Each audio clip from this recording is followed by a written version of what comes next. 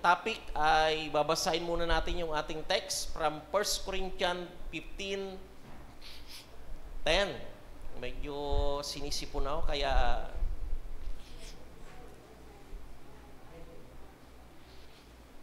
okay, 1 Corinthians chapter 10 NIV translation, ang sabi po dito, but by the grace of God I am what I am, and His grace to me was not without effect. No, I work harder than all of them, yet not I, but the grace of God that was with me. Amen po ba? Sa Tagalog, basahin po natin. Okay? Sabi dito, datapwat sa pamamagitan ng biyaya ng Diyos, ako nga. Hindi, teka muna. Ako nga'y ako. O, para, yung ako nga, si Lord John, nagsabi na, eto si Pablo. Ako nga'y ako. Okay? At ang kaniyang biyaya na ibinigay sa akin ay hindi nawawala ng kabuluhan. Bagkos, ako'y malabis na nagpagal kaysa sa kanilang lahat. Bagamat hindi ako, kundi ang biyaya ng Diyos na sumasa akin. Palakpakan natin ang Diyos. Hallelujah! Praise God. Tayo po ay saglit na manalangin. Dakilang Diyos, aming Ama, ngayong umaga, salamat po sa pagkabasa ng iyong salita.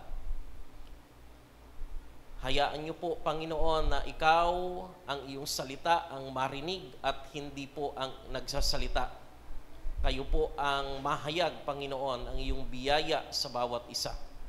Dalangin po namin na biyayaan mo kaming lahat upang ma-absorb po namin ang aming mga pag-uusapan ngayong umaga.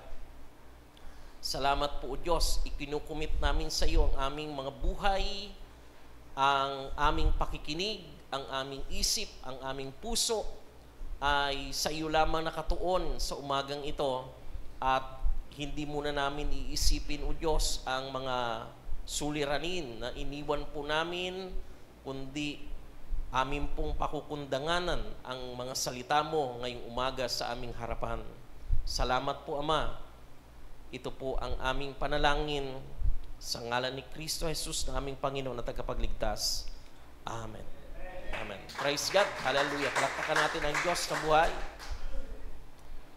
Ang atin pong pag-uusapan ngayong umaga ay pamamagatan nating momentum of grace. Momentum of grace. Kumbaga, mas better kung ang sabihin natin ay momentum in grace. Kaso, yan na yung naging pamagat ko. Pero, parehas lang yon. Yung word na momentum, ang ibig sabihin po nito ay ganito. Nilagay ko sa screen yung meaning ng momentum kasi napakaganda po. Basahin po natin. Momentum means it is the forward motion and increasing force built from a series of successes, actions, or decisions that propel you toward your goals, making it harder to stop and easier to continue. Amen po ba? Sa Tagalog po, pakinggan nyo na lamang po sapagkat hindi ko na nailagay sa Tagalogin muna natin yung first paragraph. Okay, sabi diyan, ang momentum ay nangangahulugan na ito ay ang pasulong na paggalaw at pagtaas ng puwersa na nabuo mula sa isang serye ng mga tagumpay, aksyon o desisyon na nagtutulak sa iyo patungo sa iyong mga layunin, mahirap pigiling huminto at mas madaling magpatuloy. Okay? Amen po ba? Isunod natin yung second paragraph. Okay. This, sabi diyan, momentum, this is the feeling of positive impact of good things happening, where small wins create more wins, leading to growth and development without the need for motivation. Okay, Tagalogin ko ulit. Sabi diyan, ang momentum, ito ang pakiramdam ng positibong epekto ng magandang nangyayari, kung saan ang maliliit na panalo o tagumpay ay lumilikha ng mas maraming tagumpay na humahantong sa paglago at pag-unlad ng hindi nangangailangan pa ng motibasyon. Amen po ba? Amen. Hallelujah. Palakpakan natin ang Diyos. Wala pong specific na translation sa Tagalog yung word na momentum. Kasi sa Tagalog, momentum din. Oo, pero naghanap po ako ng pinakamalapit para mas maintindihan natin ano ba yung momentum talaga. Ang pinakamalapit dito ay para bang yung nakabuelo na. Nakabuelo na. Ibig sabihin ay may momentum na. Amen po ba? Nasusundan niyo po ako. Pagdating sa usaping full grace, ang SNCC ay nakabuelo na. Amen po ba? Ika nga'y may momentum na po tayo. Ang kailangan lamang ay ipagpatuloy natin ang mga nararanasan nating mga tagumpay at siyempre, labanan yung mga hadlang dito. Are you listening? Amen po ba yun? Amen. Hallelujah. Sabi nga ni Pablo dito sa kanyang sulat, yung binasa natin kaninang text natin, sabi niya, datapwat sa pamagitan ng biyaya ng Diyos, ako nga'y ako. Sabihin mo nga, sa biyaya ng Diyos, ako nga'y ako. Ipipersonalize po natin yun. Tayo talaga yon. Amen po ba? Individually, dapat i-claim mo sa sarili mo na binayayaan ka ng Diyos. Walang ibang gagawa niyan sa buhay mo, kundi ikaw. Hindi yan pwedeng gawin ng magulang mo para sa iyo. Hindi yan pwedeng gawin ng sino pa man. Maging cell group leader mo, maging pastor mo, ay hindi niya pwedeng tarbahuhin yung pinagagawa ng Diyos, kundi ikaw ang gagawa niyan. Dahil ikaw ang binayayaan. Kaya sabi ni Pablo diyan, sumunod, ang kasunod niyan, sabi ni Pablo, at ang kaniyang biyaya na ibinigay sa akin ay hindi nawala ng kabuluhan, bagkus ako'y malabis na nagpagal kaysa sa kanilang lahat. Tingnan mo ito si Pablo. Yung biyaya ng Diyos daw sa kanya, hindi nawalan ng kabuluhan, kundi siya ay nagpagal ng higit sa kanino pa man. Amen po ba? So, kapag binayaan ka ng Diyos, bibiyaya ang Diyos sa iyo, ang tinutukoy natin dito ay kung ikaw talaga ay ligtas na. Kung ikaw ay tinanggap mo ng biyaya ng pagliligtas sa iyo ng Panginoon, na inabot ka na ng kanyang biyaya papunta ng langit, ikaw ang gagawa para sa iyo. Magtatrabaho ka. Amen po ba? So,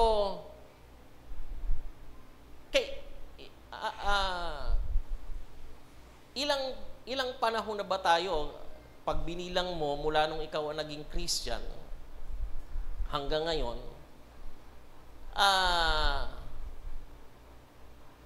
nagpagal ka na, ilang taon na? Amen po ba?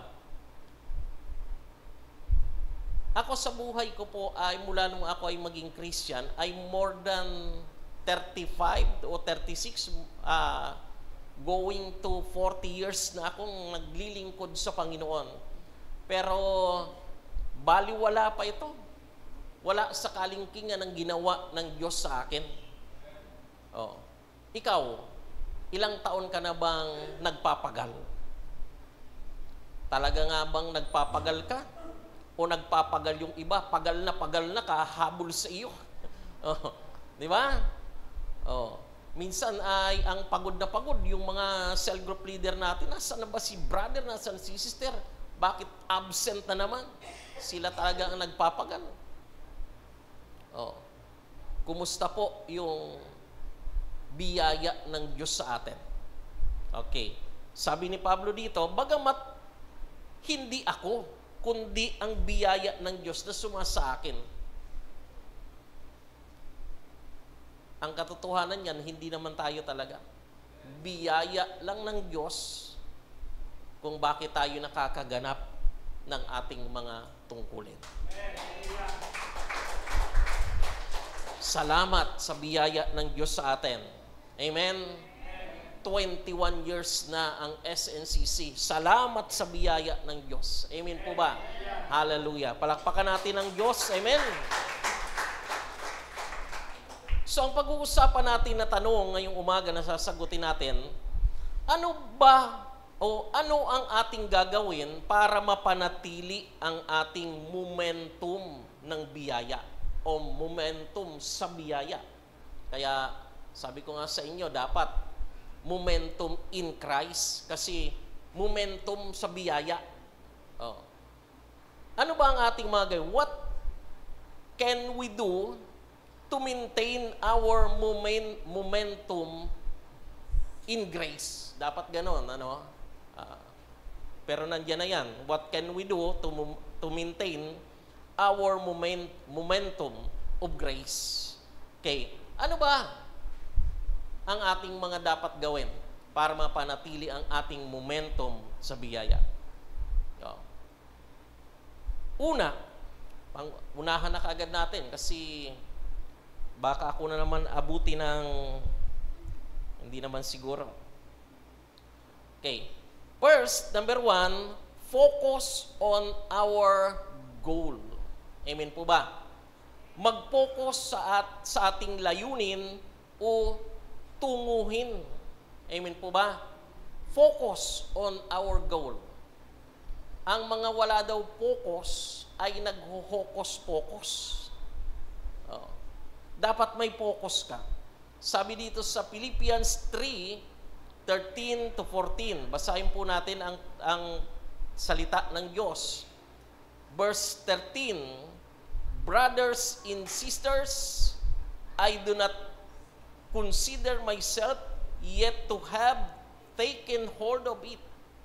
But one thing I do, forgetting what is behind and straining toward what is ahead. Verse 14, I press on toward the goal to win the prize, which God has called me heavenward in Christ Jesus. Sa Tagalog, sabi po dyan, mga kapatid, hindi ko sinasabing naabot ko na ang ganap na buhay, sabi diyan. Ngunit ito ang ginagawa ko ngayon. Kinakalimutan ko na ang nakaraan at pinagsisikapan, pambira, nauutal ako pinagsisikapan kong makamtan ang nasa hinaharap. Verse 14, tulad ng isang manlalaro, nagpapatuloy ako hanggang makamtan ko ang gantimpala na walang iba kundi ang pagkatawag sa akin ng Diyos at makapamuhay sa langit sa pamamagitan ni Kristo Jesus. Amen po ba?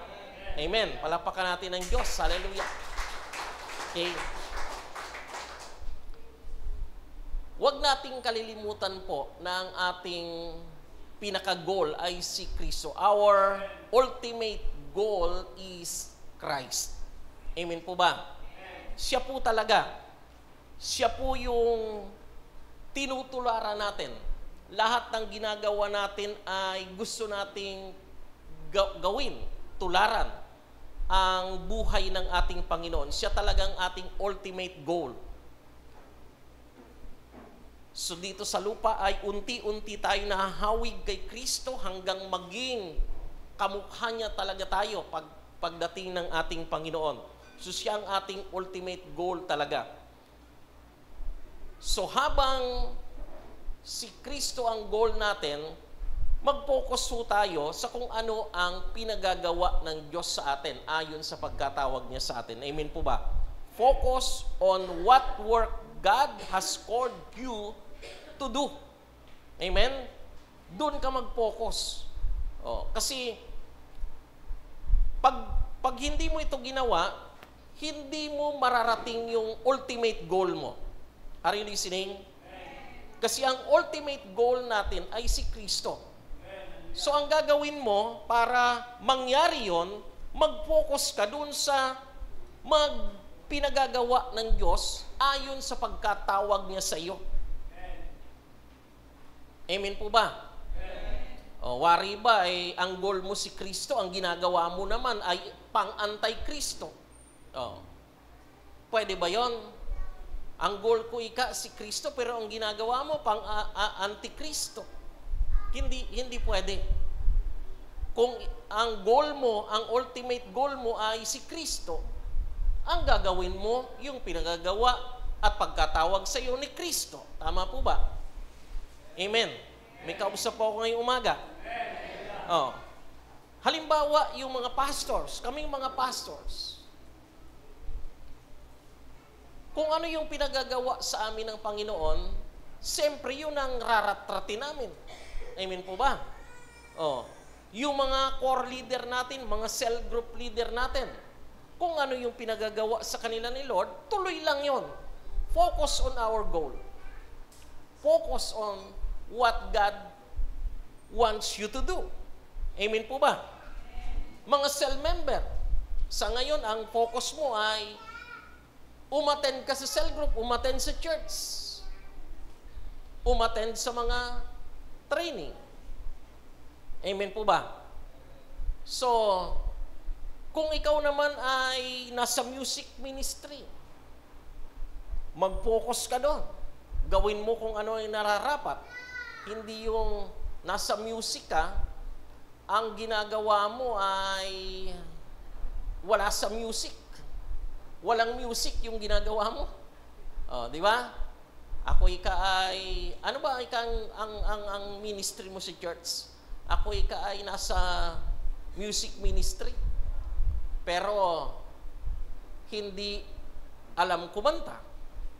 Hindi alam tumugtog ng gitara. Hindi alam kung ano ang kanyang gagawin. So dapat meron kang ginagawa. Amen po ba? So maganda po yung naranasan nating tagumpay nung nakaraang Sunday. Sino po nandito nung Sunday? Nasaksiyan natin dito yung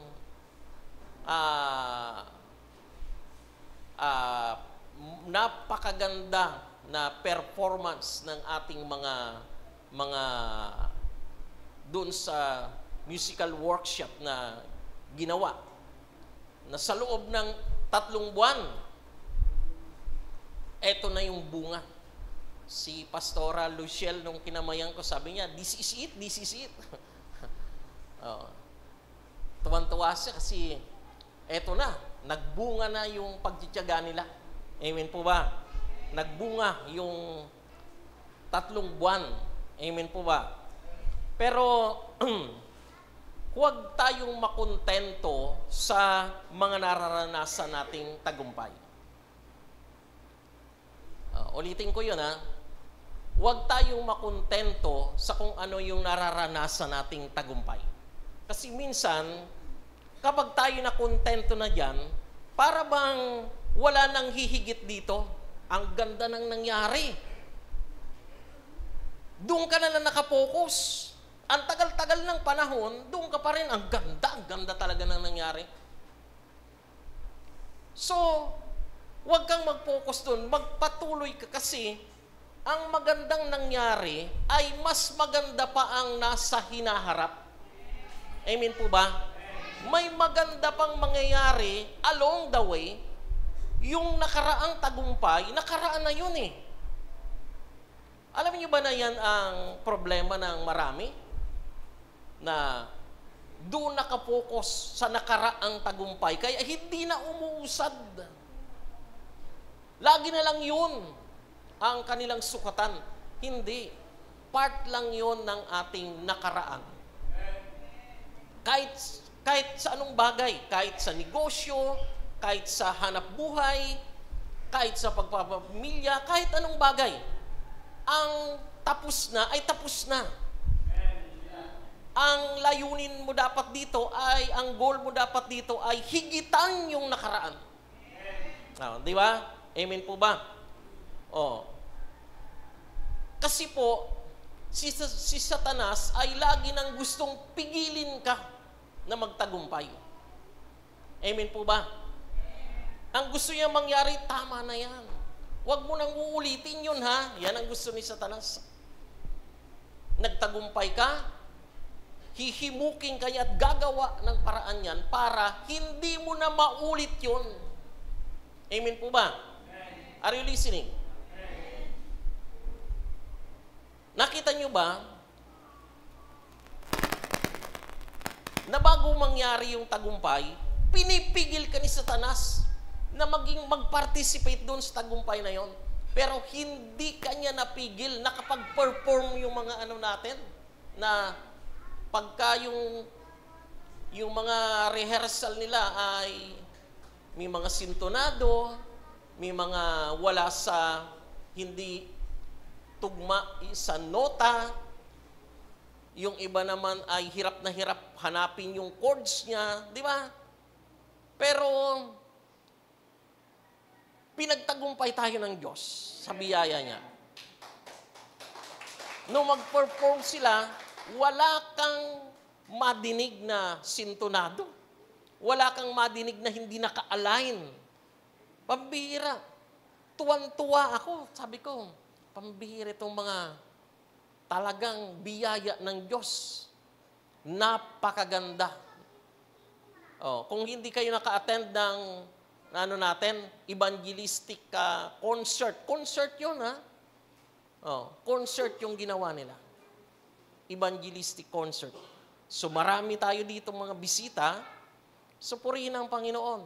Talagang wala hong negative na comment. Puro positive yung madidinig mo.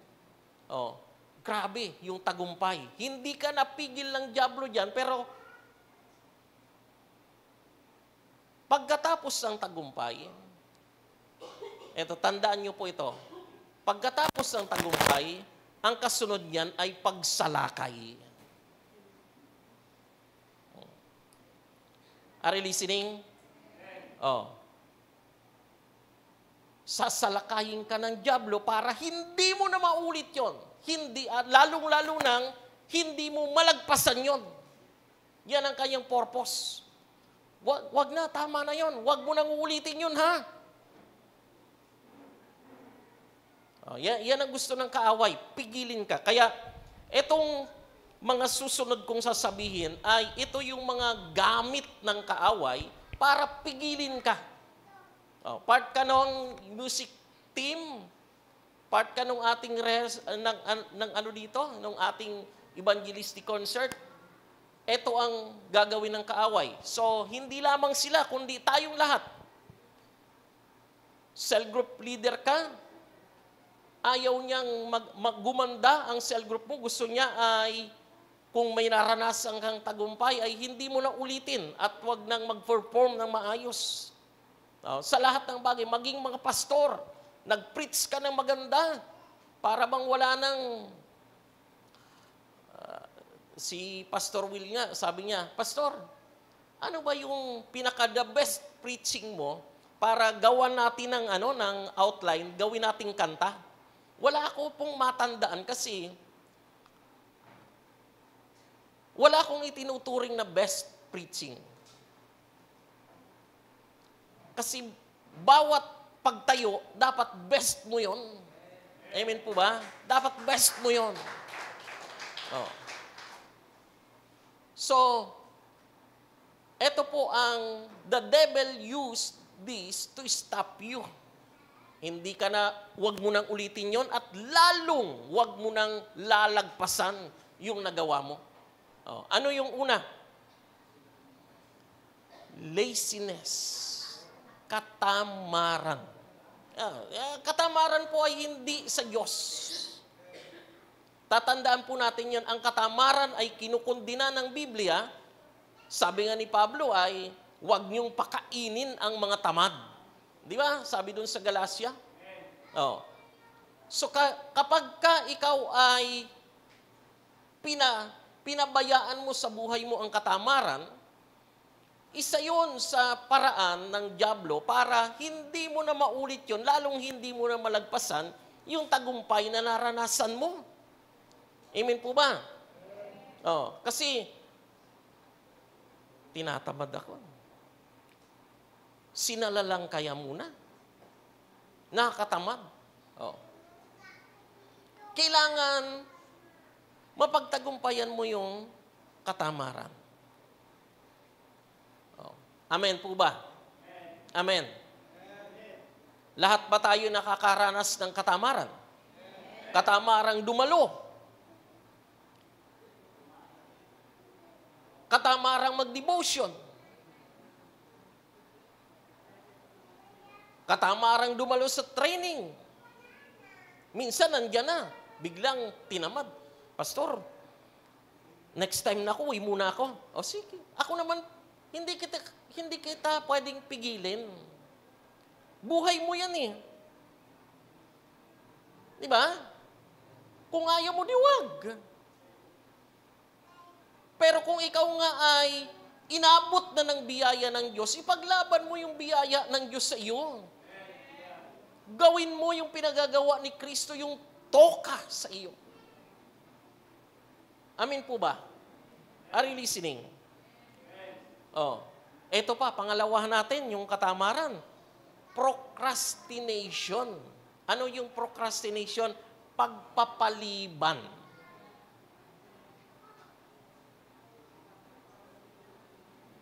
Di ba? Tingnan mo. Kahit saang bagay, pagka ikaw ay mahilig magpaliban, matatambakan ka ng trabaho. Oy, maya-maya ko na ito hugasan. Konti pa lang naman. Makita-kita mo yan, tambak na yung lababo mo kasi hindi ka naghuhugas dahil konti pa. Nadagdagan. Labahin mo, ganun din. Isang linggo na ako maglaba. Procrastination. Wala ka namang ginagawa ngayon, tinamad ka lang, kayo magkakapatid yan eh. Naggabundok na yung labahin mo. Sasabihin mo, kaya hindi ako nakadalo kasi dami kong labahin. Bakit? Ilan-ilan lang naman kayo nagsusuot eh.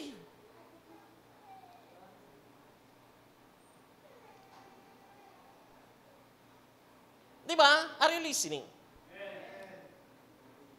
Pagpapaliban, saka na muna ako dadalo. Next week na ako.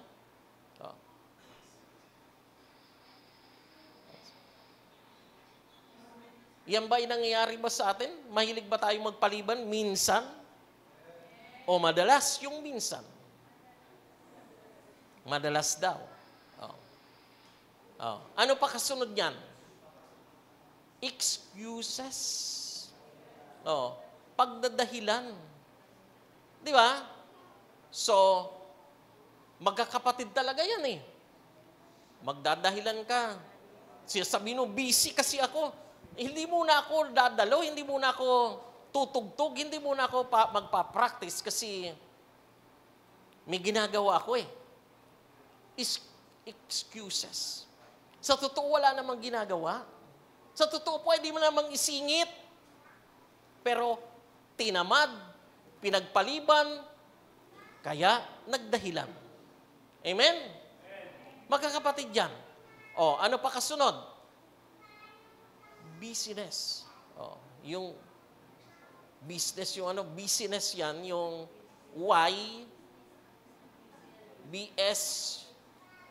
B-U-S-Y yan. Business. na ang ibig sabihin, pagiging abala. Okay? Pagiging abala. Oh. So kanina, nag-excuse ka lang, sinasabi mo, abala ako eh.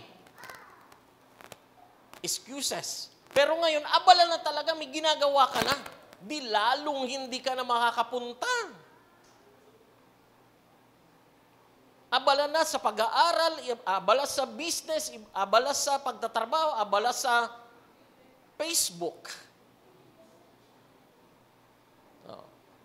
Yung iba ay abala sa mga online games. Oh. Nag-ML lang. Oh.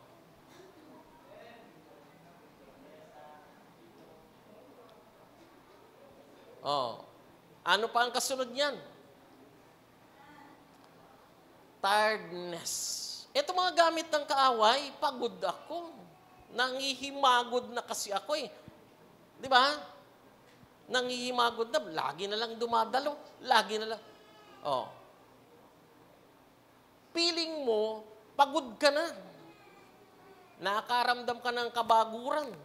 Oh, isipin mo kung ako po ay nanghimagod sa gawain ng Panginoon sa loob ng more or less ay 40 years. Mula nung ako'y makakilala sa Panginoon. Kung hindi ako nagpatuloy, ano kayo ngayon? Oh, di ba? Ilalaban mo talaga kasi yan po ay mga gawa ng kaaway na ginagamit niya para ikaw ay pahintuin. Amen? Oh, ano pa kasunod ng tiredness? Boredom. Oh, nababagot na ako, nangihinawa na ako. Oh, di ba?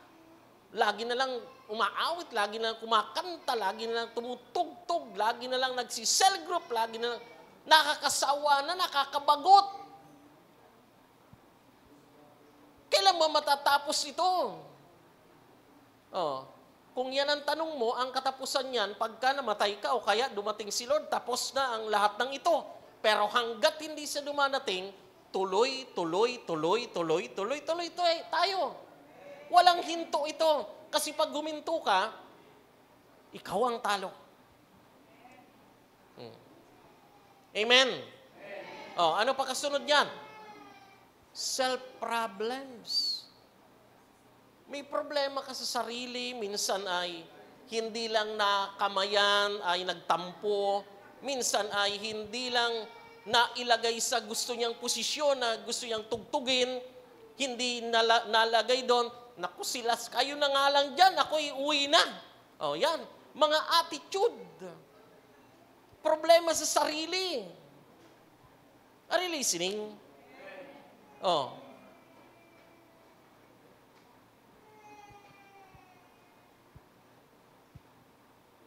Naubusan ng merienda. Lumabas eh. Pagbalik, pihira. Ako pa naman ang bumili niyan, hindi niyo ako tinirhan. Ayoko na. O, yan. Oh. May problema ka sa sarili mo. O, ano kung naubusan, di bumili uli. O, huwag nang pairalin yung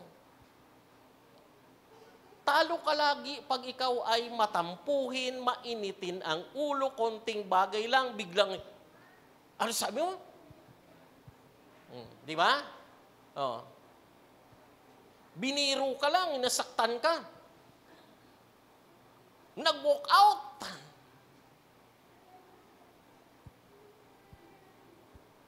Attitude. Problema sa sarili. Oh. Ano pa?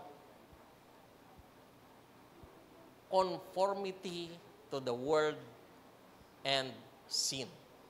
Kasalanan at pakikiayon sa mundo kaysa sa Diyos. Amen?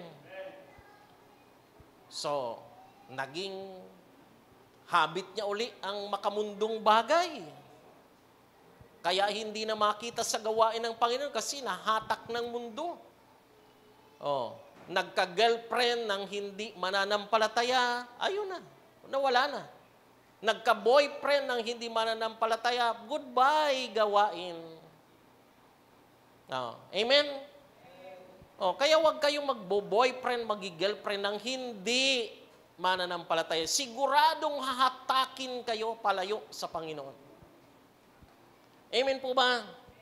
O, yan ay proven na po yan. Hindi yan gawa-gawa. Oh, amen po ba? Panahon pa ng mga Israelita, kaya ayaw ng Diyos ng Israelites ay mag-asawa ng hindi nila kalahi. Kasi nga, dinadala sila nito sa pagsamba sa Diyos-Diyosan. Amen. Hallelujah. Oh. Yan po ang mga gamit ng Diablo. Actually, napakarami pa yan. Kaya lang, uubusin ng oras natin yan. Doon pa lang sa number 1. Kaya, ang panlaban dito ay gamitin natin yung principle ni Pablo. Tinatawag itong Paul principle. Ano yung Paul principle? Abay yung talata natin kanina, Philippians 3:13 to 14. Oh. Sabi diyan, mga kapatid, hindi ko sinasabing naabot ko na ang ganap na buhay. Oh. Isipin mo si Pablo ay hindi niya iniisip na ang dami na nagawa ng mama. Pero sabi niya, ang ginagawa ko ngayon, kinalilimutan ko ang nakaraan at sinisikap na makamtan ang nasa hinaharap. Kasi po, yung nakaraan na yan, ulitin ko yon. Ang hinaharap, may mas maganda, mas successful kaysa nagawa mo sa nakaraan. Amen? Yung tagumpay mo ngayon, maraming tagumpay pa ang nasa hinaharap. Kung titigil ka, hindi mo na aabutin yon. Oh, amen?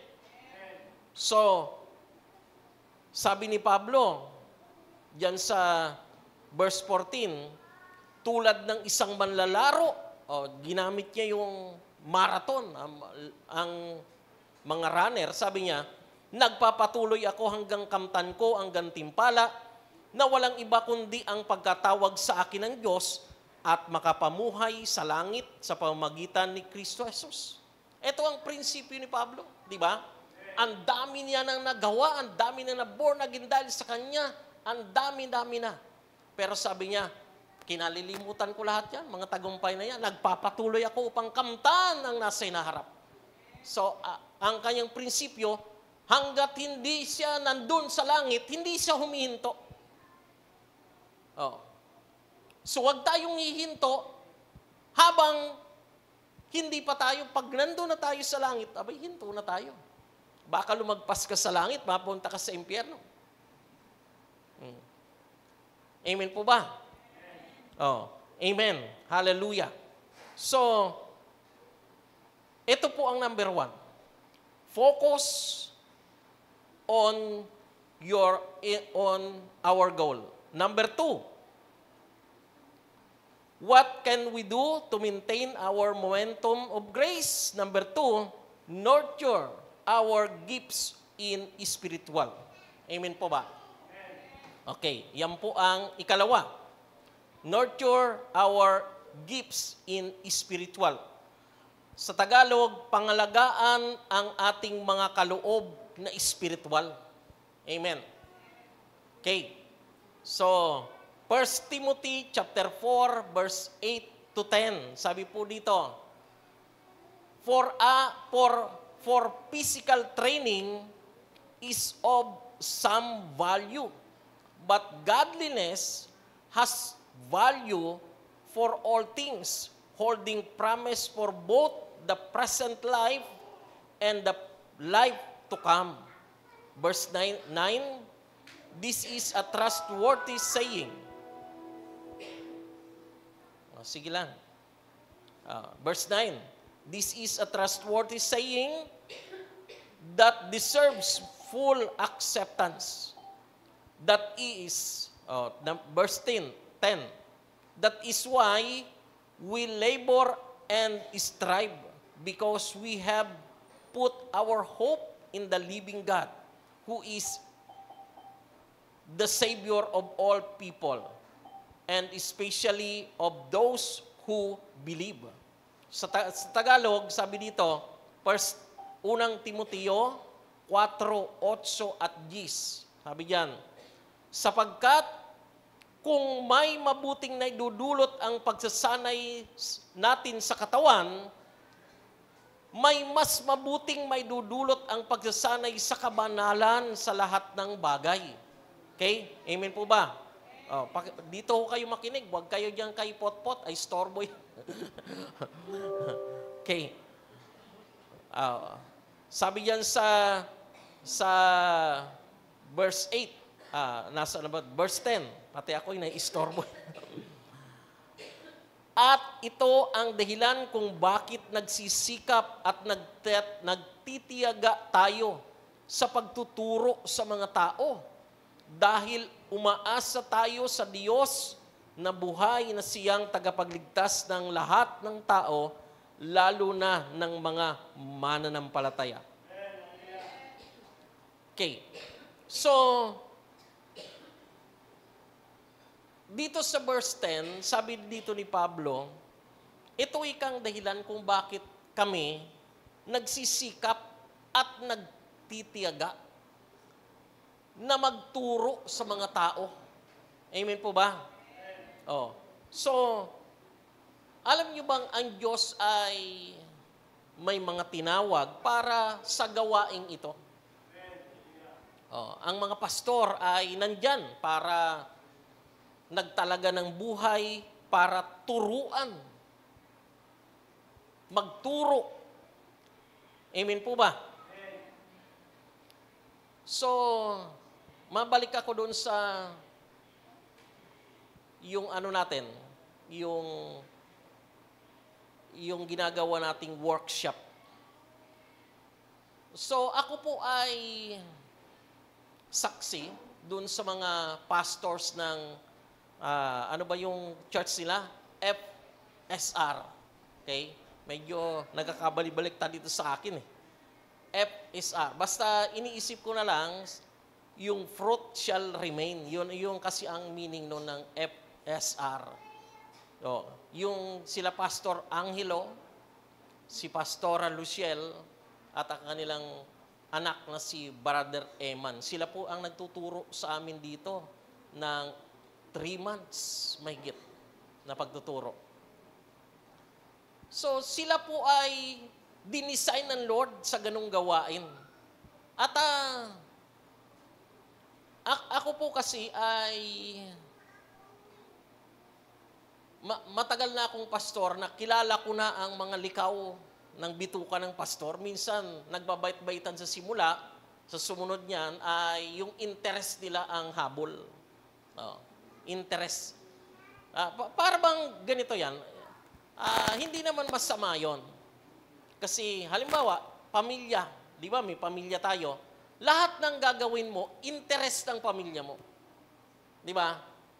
Naghahanap buhay ka para sa pamilya. Lahat ng ginagawa mo, for the family. Yan ang nagbi-benefits.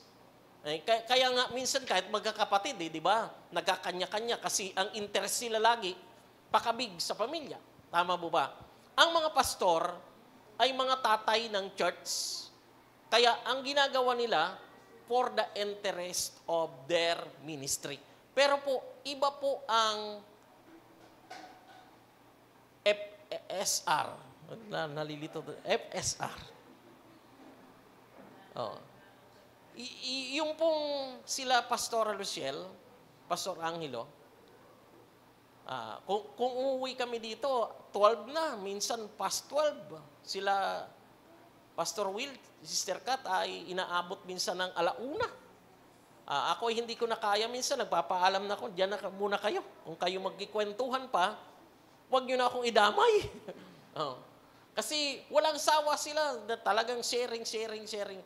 Kung ano-ano, hanggang sa halos magkapalitan na kami ng mukha, naubos na yung kape namin, wala nang mainit na tubig, tuloy pa rin. Kung hindi minsan magaya kami, ay game pa rin sila. So, inimbestigahan ko sila, tanong-tanong, ilan ba tinuturuan nyo? Alam nyo ba na may 3 pa silang church sa tinuturuan bukod sa atin? Ganon sila kasipag. Tapos, hindi lang dito sa vicinity natin, nationwide. nakarating sa Cebu, sa Bohol, sa Mindanao, sa Norte, nagtuturo. Pambira, sabi ko, iniisip ko, ano ang napapala ninyo? Ano ang napapala nito? Ano ang napapala ng ministry nilang personal? May church sila.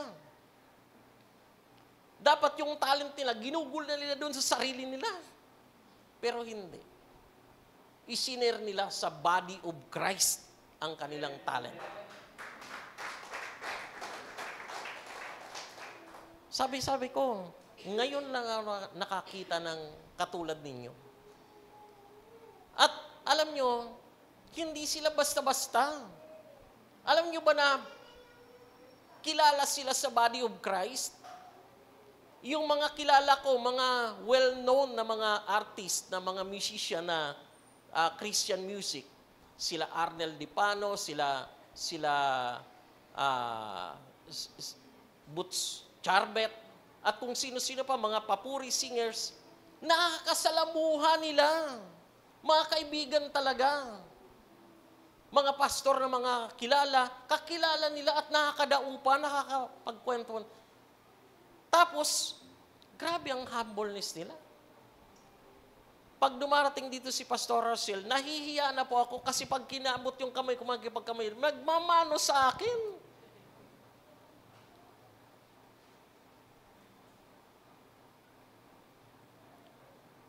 Iba talaga ba? Talagang, sabi ko, ibang, mga Christian ba kayo? Ba kayo mga anghel? Oh. Kasi po talagang napakadalang na may ganong puso sa ministry. Oh. Wala po silang absent ng 3 months na yon. Oh. Di ba yung iba? Cancel muna kasi may ginagawa kami. Next na tayo. Next week na. Sila hindi. Tuloy-tuloy hanggang matapos yung 3 months. Na hindi lang pala tayo ang tinuturuan, kundi may kasabay pa tayong 3 church. Oh. So, isipin mo, kung sila, nagagawa nila yon sa ibang church, bakit naman tayo? Sa sarili nating church, hindi natin magawa yung best effort natin. Hindi po ba? Oh. Sarili natin, dito tayo. Church natin ito, atin to, pamilya tayo.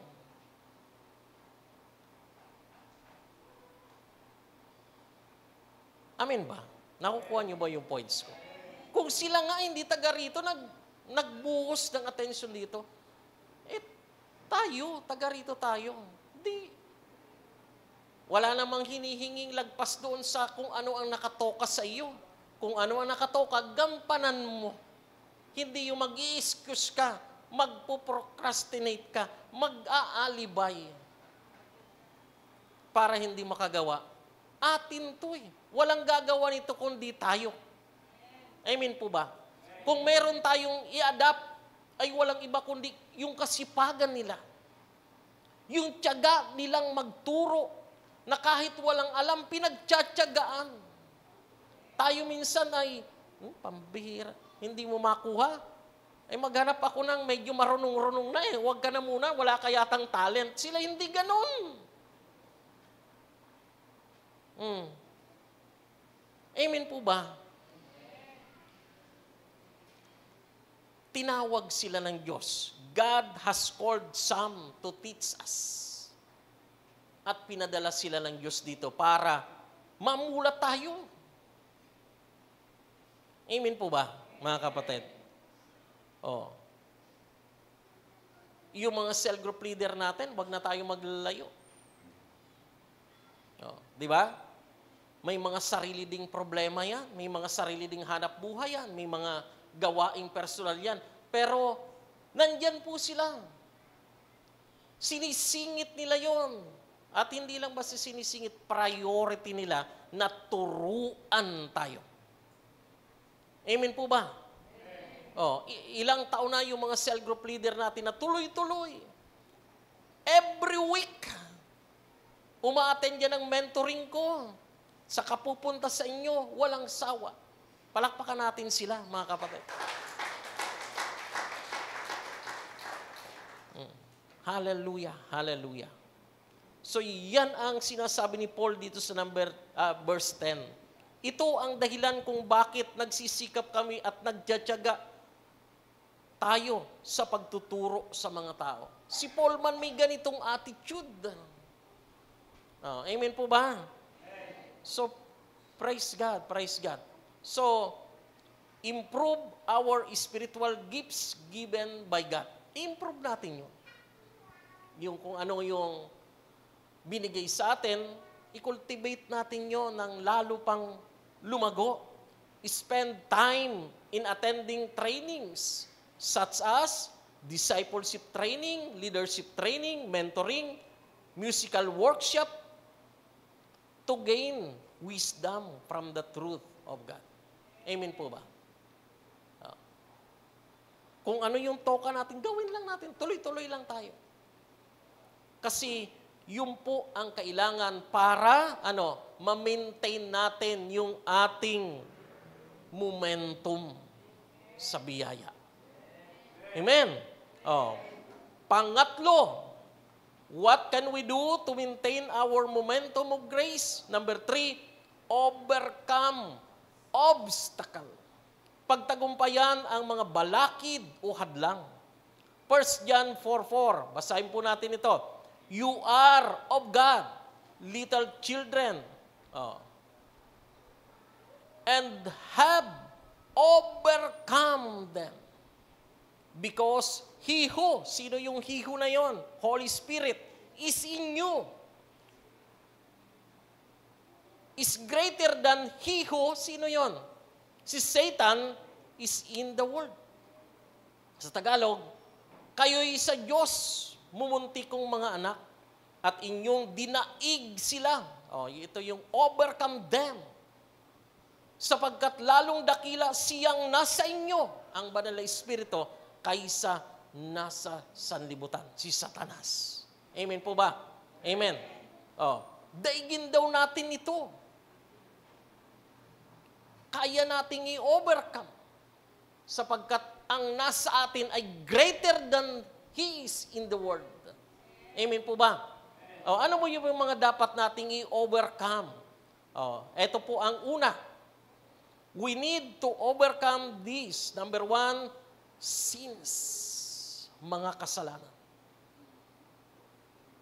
Magsikap po tayo. Hindi yung wala ka. Alam mo, alam ng Diyos kung kahit papaano lumalaban ka, kaysa yung nagpapatianod ka lang sa kung ano ang nais ng mundo. Lumalaban. Alam mong kasalanan yan, labanan mo. Amen? Sumunod, various problem in life. Sari-saring problema sa buhay. Puno tayo niyan, di ba? Sunod-sunod. Hindi pa nga natatapos yung may kasunod na naman. Laban. Dapat nating daigin. Dapat ma-overcome. Kasi ito po ay mga gamit ng kaaway para pahintuin tayo. Para hindi natin magawa yung momentum natin sa biyaya. Amen po ba? So, laban. Dahil hindi ikaw ang lumalaban, si Kristo na nasa atin, ang biyaya ng Panginoon. Amen po ba? Marami tayong problema. Pero hindi yung pag nga may problema ka, hinto muna ako, hindi muna ako dadalo, hindi muna ako gaganap kasi may problema ako. No. Lahat kami, mga cell group leader nyo, may problema yan. Pero nagpapatuloy. Tularan natin sila. Yung halimbawa nila. Amen? Kasi, sabi ng Panginoon, yung nasa atin ay higit kaysa nasa sanlibutan, panalo na. O, buti sana kung yung si Satan ay mas malaki kaysa nasa atin. Ang liit lang ng Holy Spirit natin. O, hindi. Sabi diyan, ano sabi ng talata? Because he who, ang Holy Spirit, is in you, greater than he who is in the world. Di ba, mga kapatid? Siyang nasa inyo ay dakila kaysa nasa sanlibutan. Nasa atin ang Holy Spirit, kaya kayang-kaya ito na ma-overcome. Ano pa kasunod? Yung discouragement. Okay. Panghihina ng loob. Ako lagi kong bilin sa mga core leader natin, huwag na huwag niyong iaalaw sa buhay niyo ang discouragement. Gagapusing kayo niyan. Itatali kayo niyan. Kasi pagka na-discourage ang tao, pinanghinaan ng loob, tatambay na yan, ayaw nang gumalaw niyan. Na-discourage Huwag na huwag mong iaalaw sa buhay mo ang discouragement. Hindi galing sa Diyos yan. Gamit yan ni Satanas para ikaw ay igarahe. At hindi ka na magamit ng Panginoon. Amen po ba? Sumunod, sense of hopelessness o pakiramdam ng kawalan ng pag-asa. Nakakadama ba kayo nito? Parang, ang buhay ito. Feeling mo wala ng pag-asa. Paano na ang buhay? Paano na yung mga anak ko? Para bang tapos na lahat, ang mundo ay nagsarado na sa iyo. Paano nang kinabukasan? Mag-aaral yung mga anak ko, nawalan pa ng trabaho. Paano na? Hopelessness, sense of hopelessness, pakiramdam ng kawalan ng pag-asa. Huwag kang mawawalan ng pag-asa. Nandyan ang Diyos mo kung talagang inabot ka ng biyaya. Lalagpasan mo lahat yan, tatalunin mo lahat yan. Bakit? Ang nasa iyo ay mas matindi kaysa nasa sanlibutan. Amen. Palakpakan natin ang Diyos. Ano pa? Doubtful mindset. Laging may pag-aalilangan sa isipan.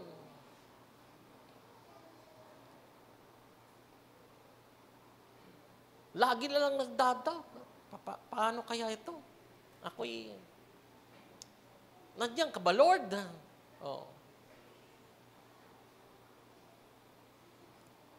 Lagi na lang, pag pumunta si church, tinuturuan ng pananampalataya, pagdating sa sitwasyon na, nawawala na yung mga narinig niyang salita ng Diyos. Kinakapitan niya na yung pag-aalinlangan, imbis naman ang palataya, kaya namin to, malalagpas na namin to, wala to, kayang-kaya ni Lord to. Hindi. Pinanghihinaan ng loob, nawawala na ng pag-asa, nag-aalinlangan na. Ano pa kasunod yan? Fear. Fear. Di ba? Takot. Maraming kinatatakutan. Paano na kaya puputulan na kami ng kuryente? Matatanggal na sa trabaho. Magsasara na ang pinapasukan. Mag-i-end na ang contract, kung ano-ano. Di ba? Ano yung meaning ng fear? Ang meaning daw ng fear, sabi dun sa aking nadinig, fear, di ba? F-E-A-R. False evidence appearing real. False evidence appearing real. Sa Tagalog, akala mo lang meron pero wala. Yan ang Tagalog niyan. Akala mo meron, natatakot tayo. Akala ko meron, wala naman eh. Amen po ba? Lahat ng kinatatakutan, wala naman eh. Baka may cancer na ako, may nararamdaman ako, baka mamamatay na ako. Wala naman.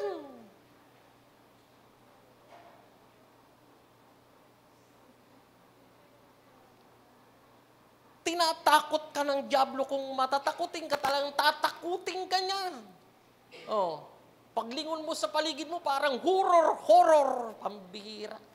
Oh, ginawang horror ni Satanas ang buhay mo.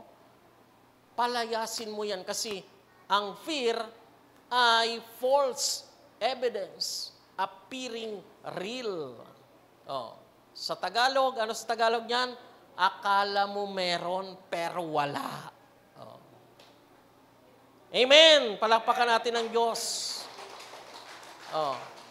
Ano pa ang mga dapat nating pagtagumpayan? Immaturity.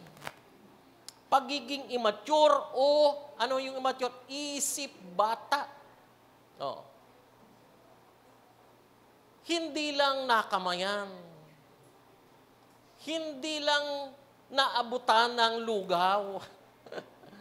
Oh. Nalagpasan, hindi napansin. Nagtampurot na.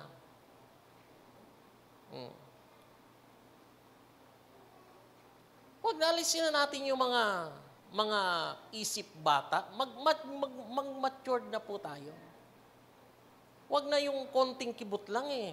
Nagtatampo, kung ano-ano. Ha? Mag-matured na tayo. Yung isip matanda, yung uugod-ugod ba? Kilala niyo si Tatalino? Tatalino, wala na ngayon yan sa bubble gang. Si Tatalino, yung laging pinagtatanungan, napakatalino, matanda na yun. Dapat ganun tayo, pinagtatanungan na tayo, may mga taong nagre-realize sa atin kasi ikaw ay matured. Pagka walang nagre-realize sa iyo, sino magtatanong doon sa immature? Paano hihingi ng payo? Paano? Dapat matured. Amen? Amen po ba? Palakpakan natin ang Diyos. Amen. Sabihin mo nga sa katabi mo, hindi ako yon. Sabihin. Natakot yung iba, akala kung ano sasabihin. Okay. Tuloy natin, ano pa? Yung insecurities, kakulangan ng kumpiyansa sa sarili. Pagtagumpayan po natin yon. Amen po ba? Lagi ka, ang tagal-tagal mo ng Kristiyano, wala ka pa rin bang believe kay Lord? Hanggang ngayon, kulang pa rin ang kumpiyansa mo sa sarili mo.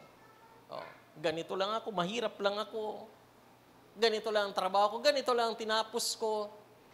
Puro insecurities. Mas gwapo sila, pangit ako. Mas maganda sila, pangit ako. Maganda boses nila ako, pangit.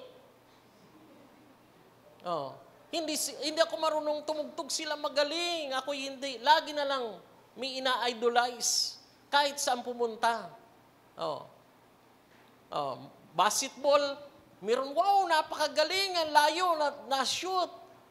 Hindi ba pwedeng ikaw na din yung pinapanood nila na magaling? Hindi ba pwedeng sila naman ang pumapalakpak, sila naman ang meron, at ikaw ang bida? Kaya natin to. Kaya natin. Sabi mo sa katabi mo, kaya mo yan. Amen.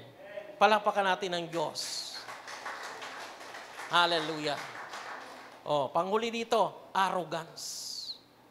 Mapagmataas, mayabang, ito na yung kabaliktaran ng insecurities.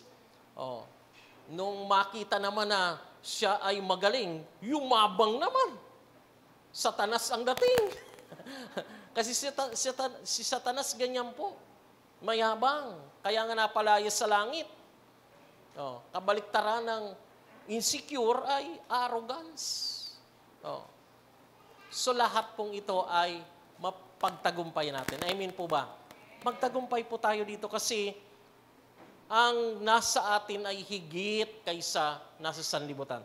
Pero sabi ng 1 Peter 5:7-8, sabi dito, kung meron kang mga ganito, ang sabi diyan, give all your worries and cares to God, for He cares for you.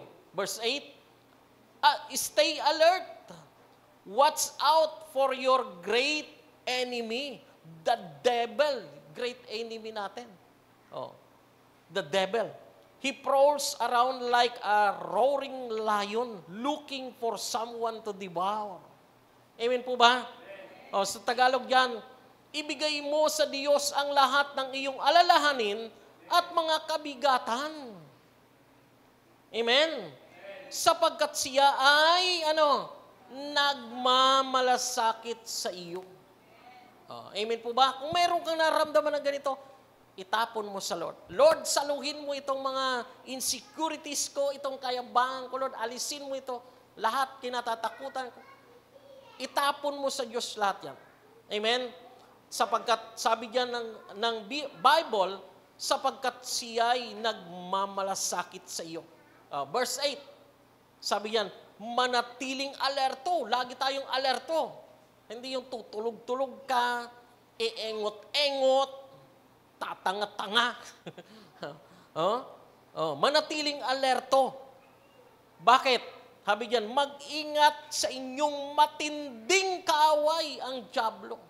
Dyablo may gawa nito. Lahat ng sinabi natin kanina, dyablo may gawa diyan. Siya ay gumagala na parang liyong umuungal at naghahanap ng masisila.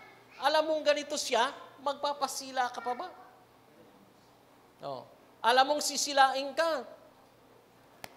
Huwag kang pumayag. Anak ka na ng Diyos. Ang anak ng Diyos ay kaya ng labanan si Satan. Amen. Hallelujah. Sabi sa Philippians 4:12-13, I know how to live on almost nothing or with everything. I have learned the secret of living in every situation, whether it is with a full stomach or empty, busog, o kaya walang laman, with plenty or little. Sabi sa verse 13, ano sabi? Sikat na talata ito. For I can do everything through Christ who give me strength. Sa ibang salita, sa ibang translation, for I can do all things through Christ who strengthen me. Amen po ba? Sa Tagalog sabi diyan, basahin natin sa Tagalog. Sabi ni Pablo, sabi niya, naranasan ko na ang magikahos. Kayo ba'y naranasan nyo na ito? Puro lang kasaganaan.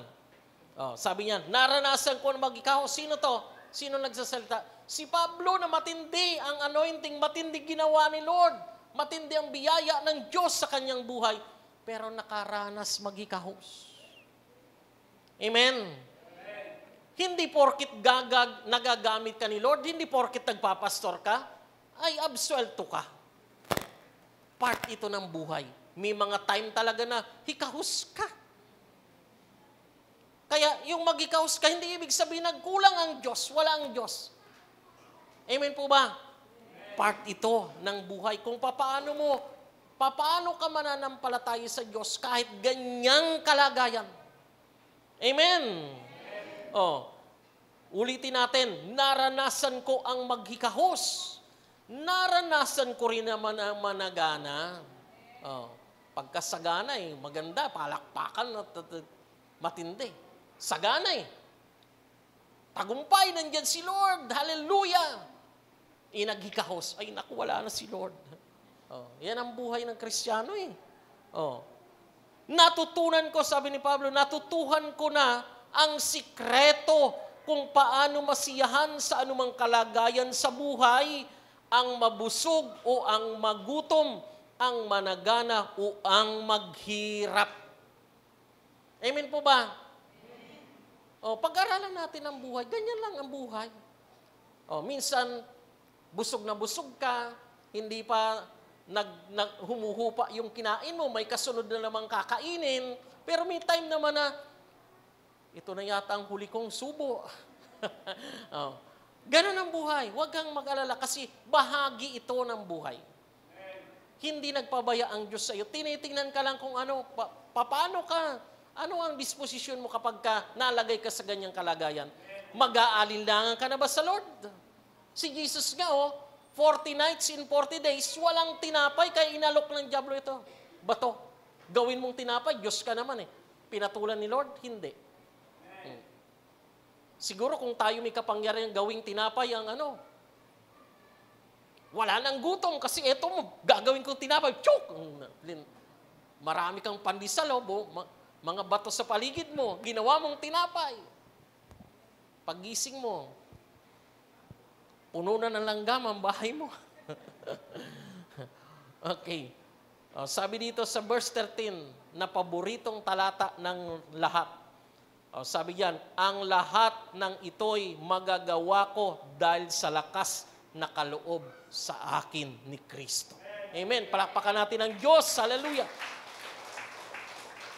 Number 4, what can we do to maintain our momentum of grace? Stay connected and engaged.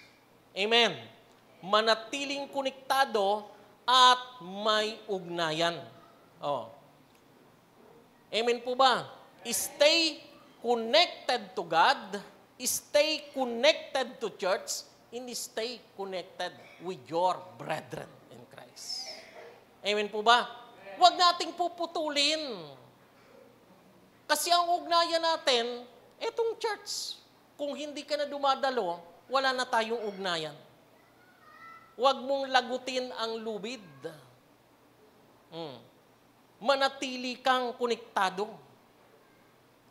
Kung konektado ka sa Diyos, konektado ka dapat sa church. Hindi yung, hindi naman na nawawala, kay Lord naman ako, pero hindi na dumadalo.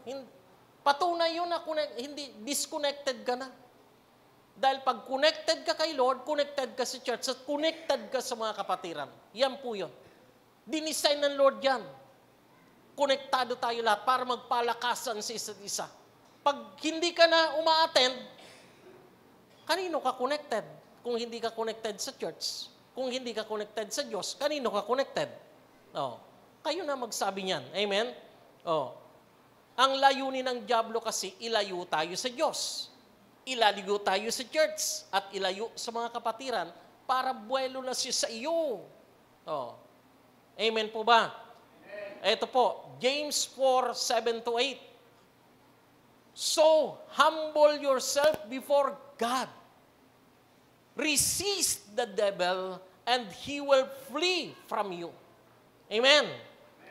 Sabi sa verse 8, come close to God and God will come close to you. Amen? Sa Tagalog, kaya't magpakumbaba kayo sa harapan ng Diyos. Labanan ninyo ang dyablo at tatakas siya sa iyo. Sa verse 8, lumapit ka sa Diyos at lalapit ang Diyos sa iyo. Connected ba yan? Yes. Pag lumayo ka, connected ba? Hindi. Disconnected ka na. Kanino ka nagkukonect? Di sa kaaway. Kaya ang buhay ng lumalayo sa gawain ng Panginoon, mas worse kaysa dati. Amen po ba? Come close to God and God will become close to you. Yun. Lumalapit ka sa Diyos, kaya ang Diyos ay lalapit din lalo sa iyo. Alangan man ang lumalapit ka sa Diyos, ang layo si Lord, lalapit sa... Hindi. Pag lumapit ka sa Diyos, lalo kang lalapitan at yayakapin ng Panginoon. Ganun po yun. Walang tinataboy ang Diyos. Amen po ba? Kaya nga dito sa Hebrews 10:24-25, ang sabi dito, let us think of ways to motivate one another to act of love and good works. Verse 25, and let us not neglect our meeting together. Basahin natin sa Tagalog. Mag-isip tayo ng paraan upang mahikayat ang isa't isa sa mga gawa ng pag-ibig at mabuting gawa. Di ba? Sa isa't isa daw. Mag-iisip tayo, bawat isa mag-iisip ng paraan kung paano mahikayat ang bawat isa na gumawa ng gawain ng pag-ibig at mabubuting gawa. Sa verse 25, at huwag nating pabayaan ang ating pagtitipon. Amen. Connected ba yon? Amen. Connected ba? Yes. Pag lumalayo ka sa gawain, lumalayo ka sa cell group, lumalayo ka sa church, lumalayo ka na sa kapatiran, lumalayo ka sa Diyos mismo. Dahil ang Diyos ang nagtakda niyan para lagi kang mapaalalahanan, ma-encourage, mapagtagumpayan ang lahat ng nangyayari sa buhay. Amen po ba? Palakpakan natin ang Diyos. Number 5, at ito na po ang huli. What we can do to maintain our momentum of grace. Number 5, keep clearly in your minds our greatest hope, the return of our Lord Jesus Christ. Lagi nating panatilihing malinaw sa ating mga pag-iisip ang pinaka-aasam natin ang pagbabalik ng ating Panginoong Hesukristo. Amen po ba? Dapat laging malinaw sa isipan natin ang bagay na ito. Ang Panginoon ay magbabalik. Oh. Amen. Philippians 3:20-21. But our citizenship is in heaven, and we eagerly await a Savior from there, the Lord Jesus Christ, who by the power that enables Him to bring everything under His control will transform our lowly bodies so that they will be like His glorious body. Sa Tagalog, ngunit ang ating pagkamamamayan ay sa langit. Mamamayan tayo na ng langit. Amen. Pag ikaw ay na kay Kristo, ang pagiging citizenship mo ay langit, in heaven. Oh, mamamayan tayo ng langit, hindi tayo taga rito sa lupa. Oh. Ang buong pananabik naming at buong pananabik naming hinihintay ang isang tagapagligtas mula roon, ang Panginoong Hesukristo. Amen po ba? Verse 21, na sa pamamagitan ng kapangyarihang nagbibigay daan sa Kanya upang mapasailalim ang lahat ng bagay at magbabago sa ating katawang panlupa upang maging katulad ng Kanyang maluwalhating katawan. Amen po ba? Pagdating ng Panginoon, tapos na ang pagtitiis natin sa katawang ito. Kasi di ba, daming tiisin sa katawang natin. Oh. Ano ba mga tiisin nyo? Sakitin ako, nagugutom minsan. Tapos, ang dami pang mga nakikitang chichiburitsi sa katawan mo. Ang pangit ang ilong ko, ang pangit ang mata ko, pandak ako. Kung ano-ano. O, pag dumating ang Lord, wala na yan. Goodbye. Pangit na itsura. Bibigyan ka ni Lord ng makalangit na katawan at isasama ka sa Kanya magpasawalang hanggan. Amen. Amen po ba? Hallelujah. Amen. O, balikan natin itong ating 5 na pinag-usapan natin ngayon. What we can do to maintain our momentum of grace. Sabay-sabay po tayo. Number 1, focus on our goal. Number 2, nurture our gifts in spiritual. Number 3, overcome obstacles. Number 4, stay connected in engage. Number 5, keep clearly in our minds our greatest hope, the return of our Lord Jesus Christ. Palakpakan natin ang Diyos. Yan po ang kailangan nating ma-maintain upang mapanatili natin ang momentum natin sa grasya. Amen po ba? Life application, isa lang. Sabi po dito sa atin, apply these 5 truths to your life to maintain your momentum in grace. I-apply mo itong 5 ito sa buhay mo para ma-maintain mo ang momentum mo sa biyaya. Amen. Amen. Panghuli, the big idea. Ano ang big idea natin? In Christ, I have now momentum in grace. Amen. Sabihin nga po natin sabay-sabay, in Christ. Lakas.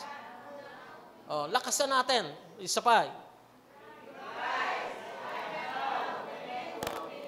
Okay, palakpakan natin ang Diyos. Tayong lahat ay tumayo at tayo ay manalangin. Amen. Hallelujah. Praise God, praise God.